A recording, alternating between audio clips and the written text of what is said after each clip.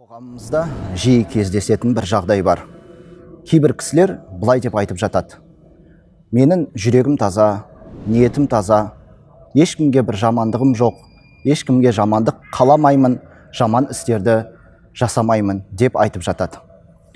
Ал енді негізінде адамның жамандық істемеуі, жақсы амалдармен айналысуы, ол әрине адам үшін, өзі үшін, отбасы үшін, қоғам үшін ол өте жақсы нәрсе, орынды нәрсе.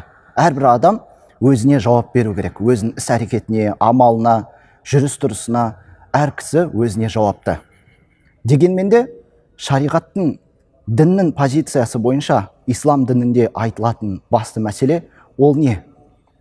Қандай да адам егер күнә істерден сақтанса, жақсы амалдарды орындаса, құлшылық ғибадатын жасайтын болса, ол істі момын мұсылман, яғни ислам дінін ұстанушы, ол ең әуелі бір Алладан қорқып, және Алла үшін шынайы ықыласпен, Алла ризалығы үшін сол істерді орындайды екен. Міне ол момын мұсылман Алладан қорыққандығы себебінен, Алланың разылығын көздеп, соңында тозаққа бармай, жаннатқа жету үшін сондай бір өзінің ортасында, отбасының, туыс жақындарын, қоғам арасында өзін жақсы ұстайды. Мәселен, қандай да бір адам арақ ішпеуі мүмкін, темек шекпеуі мүмкін. Ал енді оның арақ ішпей, темек шекпеуі, бұл нәрсе егер ол істемесе, өзі үшін жақсы.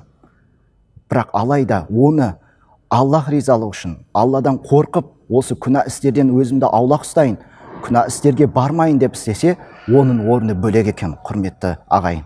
Алла тағала Құран кәрімде адамдар мен жындарды жараттым, маған құлшылық етулері үшін деп Алла тағала бізге бұйырып, сол туралы айтқан болатын. Сондықтан біз осы аятқа сүйене отырып, момын мұсылмандар қандай да бір жаман іс істемесек, немесе жақсы амалдарды жасайтын болсақ, біз оны тек қана Алла ризалығы үшін жасаймыз, және де Алладан қорыққандығымыз үшін істейміз.